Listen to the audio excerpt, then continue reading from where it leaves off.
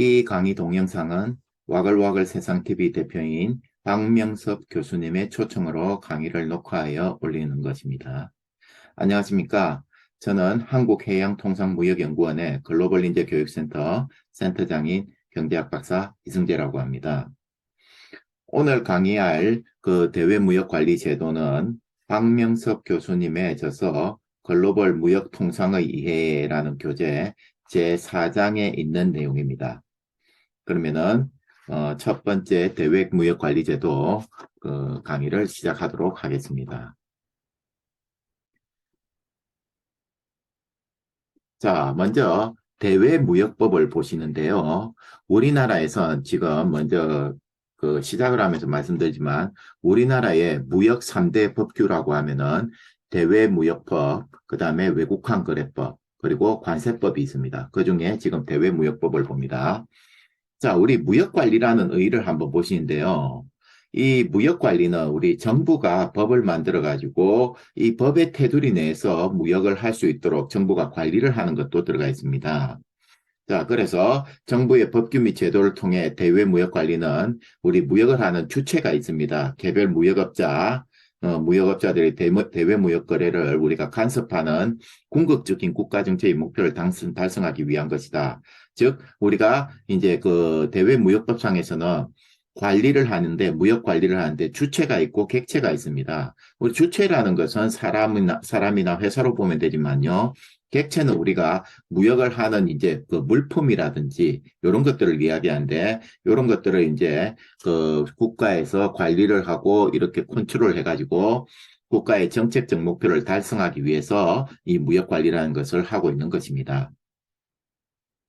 자, 무역관리 체계를 한번 보시면요. 지금 앞에 말씀드렸다시피 우리가 3대 법규가 대외무역법, 그 다음에 무역을 하게 되면은 외화를 주고받아야 되지 않습니까? 그래서 이 외화가 외국환 거래법으로 되어 있습니다. 그 다음에 우리가 물품이 들어오고 나가고 하기 위해서는 그 물품을 이제 컨트롤하고 어떤 요건이나 이런 거를 다 보고 이제 세금을 거두고 하기 위해서 관세법이 존재하고 있습니다. 자, 그런데 이게 과거에는요, 우리가 외환통제법이라든지 뭐 이런 식으로 해가지고 여기에 컨트롤이라는 단어를 쓰는 경우가 법률 이제 제목으로 컨트롤, 통제 이런 단어를 쓰는 경우가 있었습니다. 그런데 그런 단어들은 지금 다 빠져버리고 지금 보시다시피 외국환 거래법이라든지 대외무역법, 관세법 이런 단어를 쓰고 있는데요. 이 컨트롤이라는 단어를 넣어버리면은 정부가 어떤 우리 무역을 하는 데 있어서 시장 경제에 개입을 하고 통제를 하는 그런 느낌이 난다는 거죠. 그래서 여러분들이 수출이나 수입에도 보시면은요, 이 통제를 하는 느낌이 들어가면은 이거는 외국에서는 당연히 이제 어떤 자유무역을 방해하는 요소로 그렇게 보고 있습니다. 그래서 지금은 통제라는 말을 쓰지는 않지만은 그래도 지금 보면은 이런 식으로 해야 되고 이런 걸 하면 안 된다 하면서 이제 통제의 성격을 갖고 있습니다. 그렇게 통제하지 않으면은 여기 외국환 거래법만 하더라도 우리 아픈 이제 과거가 있지 않습니까? 1997년도에 우리 IMF 이제 사태가 터지고 있는데 이런 것들을 정부에서 제대로 통제를 하고 컨트롤하지 않으면은요, 이렇게 이제 문제가 이제 크게 터질 수가 있다는 거죠. 그래서 이 지금 법률 제목을 보면 통제에 대한 이야기는 없지만은 실제로는 이제 통제를 하는 그런 내용도 기본적으로 좀 들어가 있습니다. 자, 여기 보시면은 무역관리기관이 나오는데요. 이 무역 관련해서는 원래 산업통상부 장관이 대외무역 관련된 사항에 대해서 모든 이제 권한을 갖고 이렇게 이제 컨트롤을 할 수가 있는 거죠. 그런데 산업통상부 장관이 혼자서 이걸 전부 이 무역 전체를 다 자기가 관장을 할 수가 없는 것이죠. 그러다 보니까 이제 이런 관리를 효율적으로 하기 위해서 우리가 위임이라든지 위탁 기관들이 생겨나는 겁니다. 그래서 여기 많은 이제 위임, 위탁 기관들이 쫙 있는데요. 이 위임과 위탁에 대한 정의를 한번 보시죠.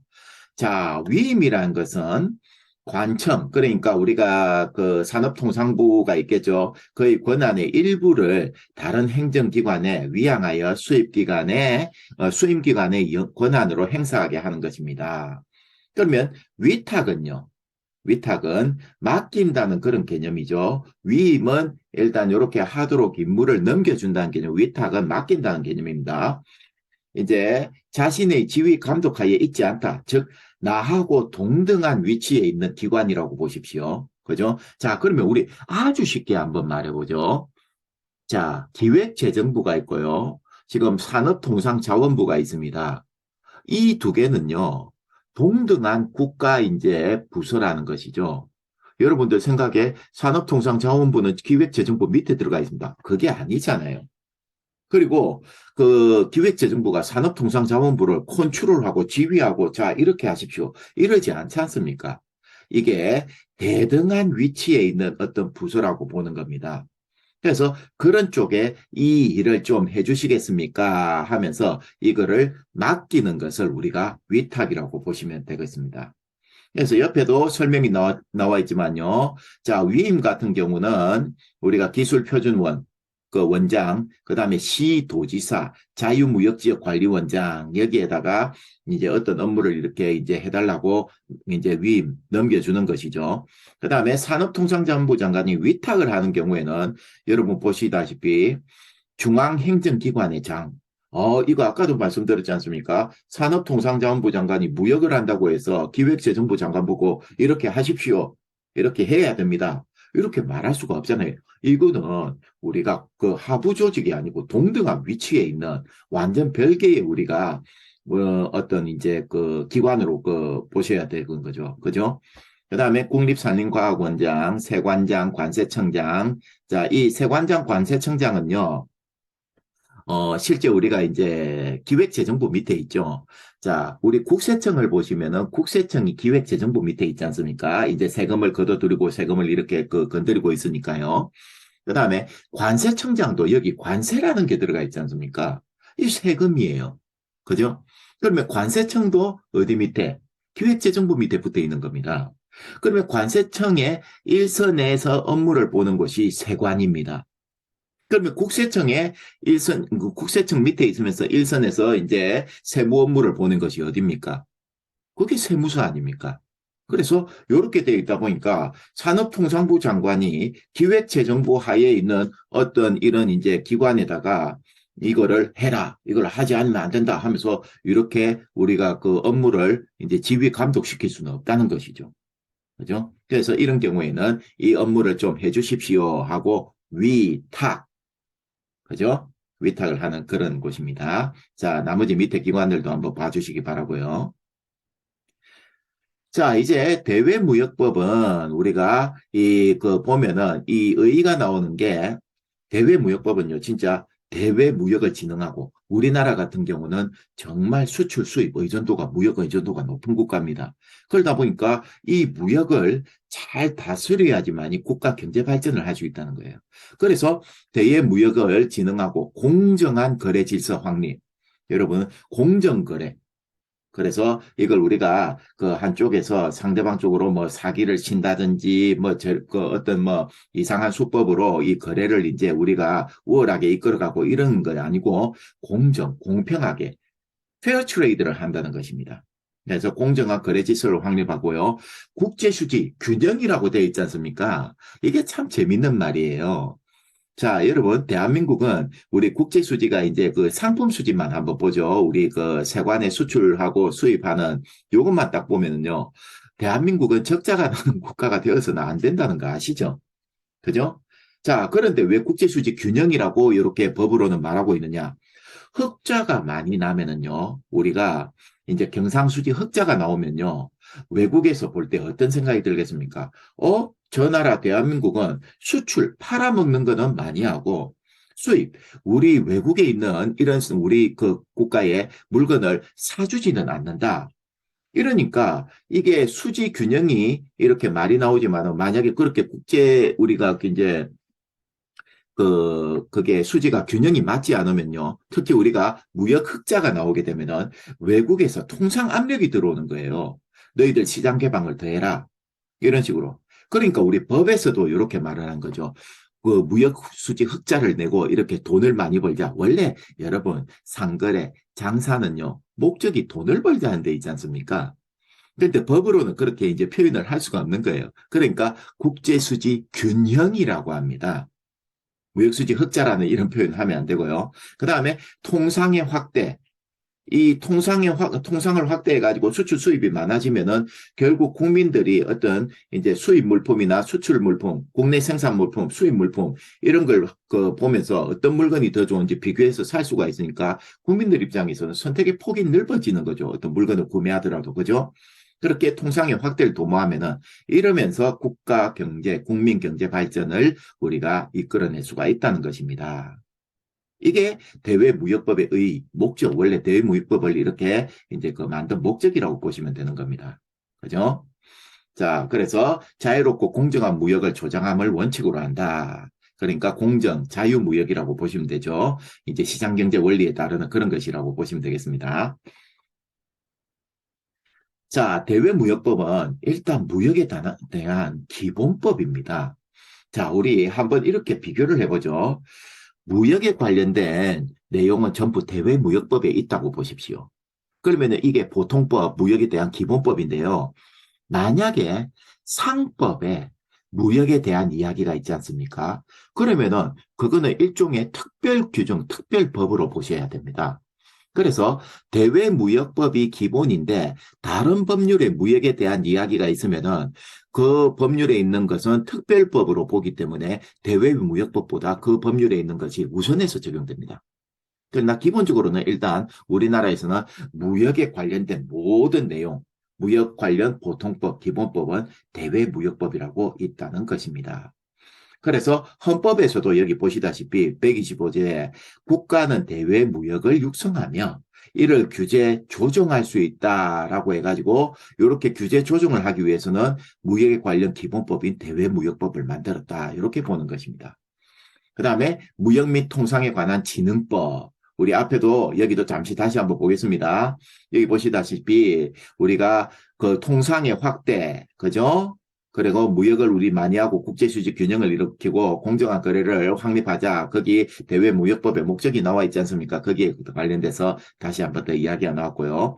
그 다음에 무역에 관한 통합법이다. 그래서 이 무역 관련해서는 그 밑에 우리가 법이 있으면 법 밑에는 뭐 규정, 시행령, 여러 가지 이제 그 훈령이라든지 이런 게 붙는단 말입니다.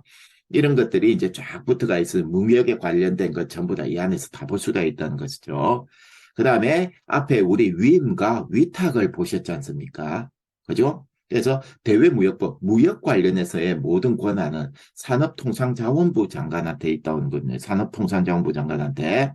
자, 그런데 이 그 장관, 그 부서에서 전체를 다 관리 감독을 할 수가 없다 보니까 위임을 할 수도 있고 위탁을 할 수도 있다는 겁니다.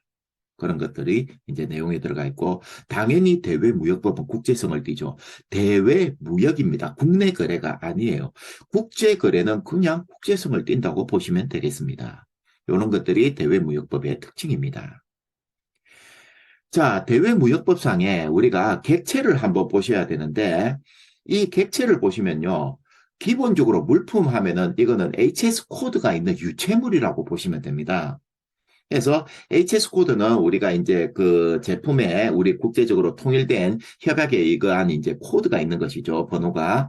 그 국제적으로 공통적으로 쓸 수 있도록요. 그래서 기본적으로 수출 수입하는 그 우리 객체를 보시면은 물품, 유체물이 있다는 것입니다. 그죠? 그런데 이 물품에서 무역거래 대상 품목이 아닌 것들은 동산이 이제 이런 우리가 움직이는 제품, 그러니까 유체물로 보시면 되는데, 여기에서 화폐를 우리가 무역거래한다. 자, 여러분은 5만 원짜리 지폐를 수출한다. 이런 거 말이 안 되잖아요. 삼성전자 주식을 50주 수출한다. 그죠? 이런 것들 안 되는 겁니다. 그리고 부동산도 수출이 안 되는 거예요. 부동산은 움직이지 못하지 않습니까? 이거 어떻게 여러분 수출하시겠습니까? 그죠? 이런 거 말고 기본적으로 움직일 수 있는 뭘 장소 이동을 시킬 수 있는 동산. 그 동산이 유체물이면서 HS 코드가 있는 제품입니다. 두 번째, 이거는 물품이 아니죠. 용역, 서비스를 말하는 겁니다. 그래서 여러분 여기 보시면은 경영상담업, 그 다음에 회계 세무서 관련 서비스, 여러분들이 미국의 모 업체에 가가지고 경영 컨설팅을 해주고요. 여러분 통장으로 외화를 10만 달러를 입금을 받았습니다. 아, 이거 수출입니다. 그래서 이 대외무역법에서는요, 수출의 범위를 굉장히 넓게 잡고 있습니다. 그렇게 넓게 잡으면서 좀 더 접근을 해보면요, 외화를 획득하느냐, 외화가 지출이 되느냐, 이걸 가지고 수출 수입을 보는 그 개념이 좀 크다는 것이죠. 그래서 용역은 여러분 유채물이 아니고 무채물입니다. 그런데도 우리가 컨설팅을 해주고 외화를 벌어오는 이런 것들도 무역 거래로 인정을 한다는 것이죠. 그걸 수출로 본다는 것입니다.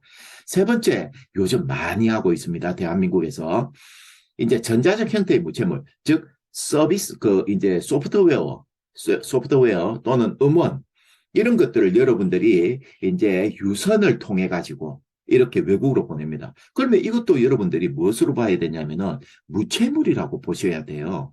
그래서 이런 용역이라든지 전자적 형태의 무채물은요, 무채물이기 때문에 유채물이 아니니까 세관에 수출 수입 신고도 하지 않는다는 것입니다.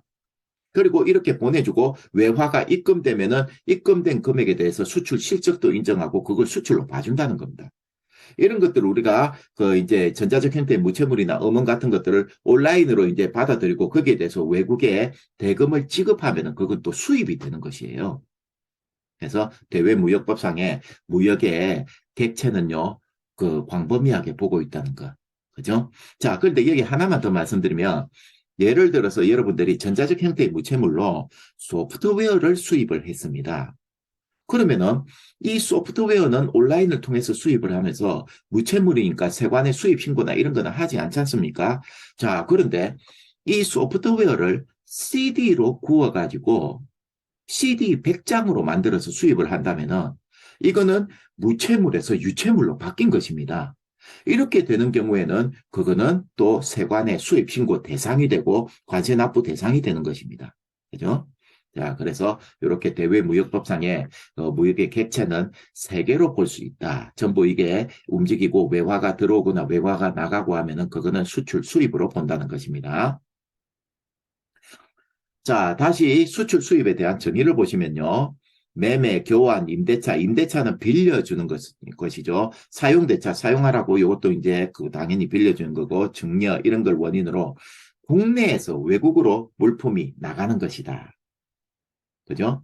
자, 그런데 전에 이런 것도 있었습니다. 우리나라에 예를 들어서 동원 참치, 이 우리나라 배입니다. 이 동원 참치가 태평양 공해에 나가 있습니다. 그러면 동원 참치 배는 우리나라 주권이 미치는 지역이니까 그 동원 참치 배 선박 갑판이든 갑판 미치든 배 내는 전부 다 우리나라 땅으로 보는 거예요. 우리나라의 주권이 미치는 곳이니까. 그래서 동원 참치에서 이제 그 배에서 태평양 공해에서 참치를 잡았습니다. 그 참치를 잡아가지고 미국의 그 이제 롱비치 항구나 뭐 이런데 캘리포니아 롱비치 항구에 가가지고 그 참치를 내려서 팔았어요. 이게 수출이 됩니다. 왜 그러냐면은 그 선박 여기 나오죠. 우리나라의 선박으로 외국에서 채취한 광물, 뭐 방금 이제 참치도 마찬가지죠. 이런 포획한 수산물을 외국에 파는 거, 우리나라 땅에서 외국 땅으로 나갔다. 우리나라의 주권이 미치는 지역에서 외국으로 물품이 이전된 것입니다. 이동된 것이죠. 이게 수출이 된다는 것입니다. 그죠? 두 번째, 여러분, 보세라는 좀 개념을 잡아보시죠. 본디드 에어리어, 보세구역이라고 하는데요. 이 보세구역은요, 철저하게 우리나라 내에 있지만 이걸 외국 땅으로 봅니다. 그래서 보세구역에 있는 물품은 외국 물품입니다. 수출을 할 때는 우리나라 물품은 보세구역을 거치지 않고 어떻게 나가도 이제 수출해도 된다고 하지만은 기본적으로 공항이라든지 부두가 전부 보세구역입니다. 그러면은 여기 보세구역은 외국 땅이니까 외국 땅에 있는 물건은 외국 물품으로 보시면 돼요. 그러면 보세라는 뜻은 뭐냐면요. 우리나라는 수출의 경우에는 관세가 없습니다. 수출 관세가. 그래서 바로 수출을 하는 것입니다. 왜 우리는 수출 관세가 없느냐? 수출 제품에 국내 세금을 붙여버리면 물품 가격이 높아져가지고 외국에서 가격 경쟁력이 떨어진다는 것입니다. 그러나 수입 제품은 전부 다 기본적으로 관세가 있어요. 그 관세가 FTA 협정 제품, 협정 이제 관세 이런 게 이제 대상이라고 하면은 관세를 감면시켜주고 그러는 것이죠. 모든 우리나라에 수입되는 유체물에 대해서는 기본적으로 관세가 있다고 보셔야 합니다. 그런데 이 보세구역은 수입되어 가지고 있으면은 관세를 내고 수입을 해야 되는데 그 관세 내는 거를 유보시켜서 들 수 있다. 일단 외국 땅에 있으니까 아직 관세 안 내도 된다는 소리입니다. 그래서 보세, 관세 내는 것을 유보시킨다. 그런 뜻이라는 거죠. 이 철저하게 외국 땅입니다. 그래서 보세 판매장이라는 것은 외국 땅, 이 보세 판매장이 대표적으로 면세점입니다. 면세점. 여기에서 우리가 이제 물건을 매도하는 것. 그러면 외국 땅에서 이제 그 물품을 파는 것이 되지 않습니까? 그 다음에 이 기본적으로 우리 무역거래는요, 공짜가 아닙니다. 이거 상거래예요. 그래서 유상으로, 무상으로 되는 건 아닙니다. 유상으로 외국에서 외국으로 물품을 인도하는 것. 요게 우리가 이제 그 특정 거래 형태의 수출을 위해서 외국 인도 수출이라고 하는 것입니다. 이게 유상입니다. 공짜가 아니라는 거예요. 물건을 주면 돈을 받는다 이런 개념입니다. 그 다음에 외국환 거래법에서는요. 거주자, 비거주자를 따집니다.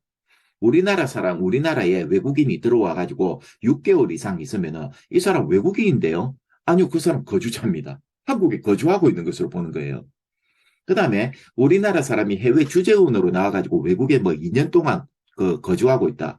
그 사람 분명히 한국 사람이지만은 국내에 지금 거주하고 있지 않다고 해서 이런 사람은 비거주자가 되는 것입니다. 여러분들이 이 외국환 거래법에서는 거주자, 비거주자를 이야기하는데 이거 국적을 따지시면 안 되는 것입니다.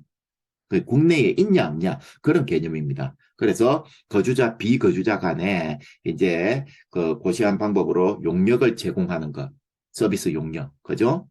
그 다음에 그 전자적 형태의 무채물을 거주자가 비거주자에게, 그죠? 이렇게 보내고 거기에 대해서 대금을 받는 것입니다. 이런 것들을 다 수출이라고 보고 있는 것입니다.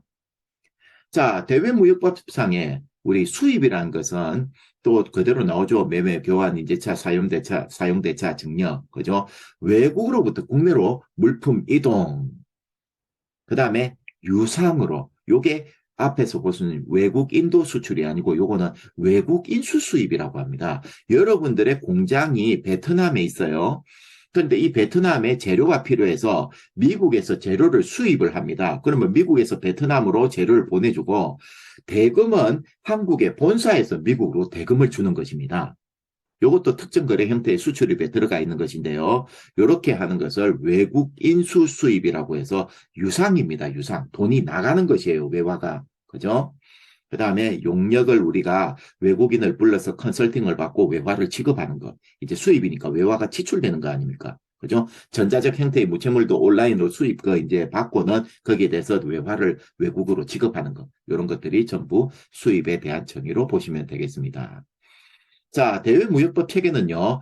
대외무역법이 있고요. 국회에서 입법을 하죠. 그 다음에 시행령이 있습니다. 그 밑에 관리 규정이 있고요. 이 밑에 우리가 수출입 공고, 통합공고, 전략물자 수출입 공고가 있습니다. 자, 그러면은 이 수출입 공고, 통합공고가 뭐냐면요. 자, 여기서 먼저 수출입 공고, 통합공고부터 말씀드릴게요. 이 수출입 공고는요. 우리가 수량을 제한하는 실제 우리 국가 경제에 이제 그 영향을 미치는 물품의 수출이나 수입을 이제 직접적으로 제한을 하는 것입니다. 그래서 수량 제한이라는 게 있어요. 자, 예를 들어서 이렇게 한번 보시죠.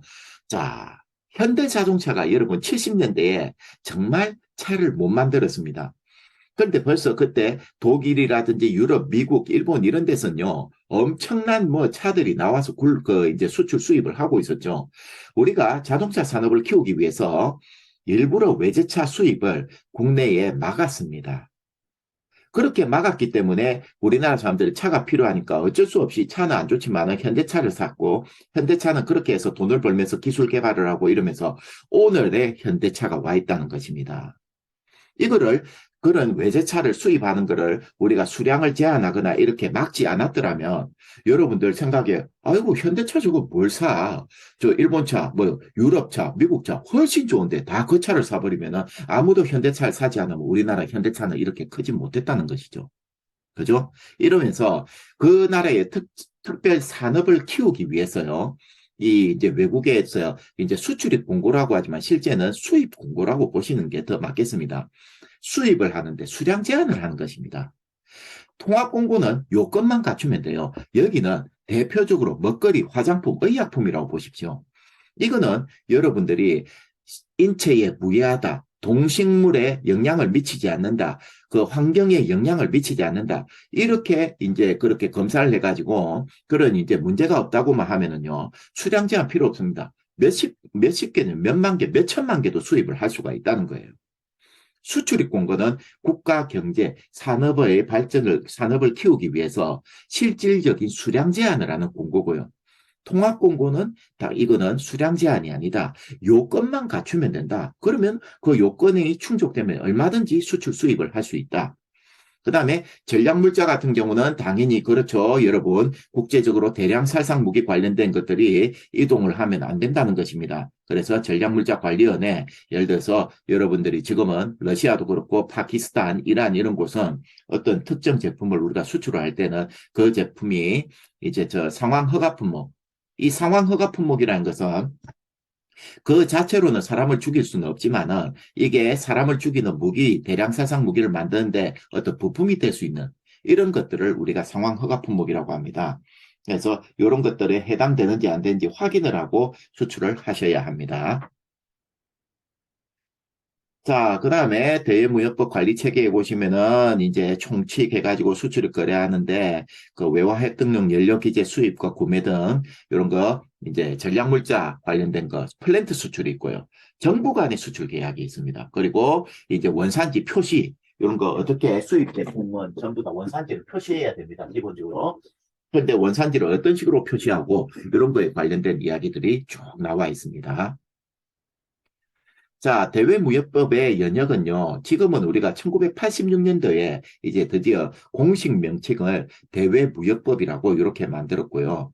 그래서 지금 쓰고 있는 게 대외무역법이고, 그전에는 보시면은 무역법, 무역거래법, 이런 식으로 이제 하다가 우리가 이제 1986년도에 대외무역법이라고 이렇게 만들어서 쓰고 있습니다. 자, 오늘 대외무역법 강의는 여기까지 하겠습니다. 감사합니다.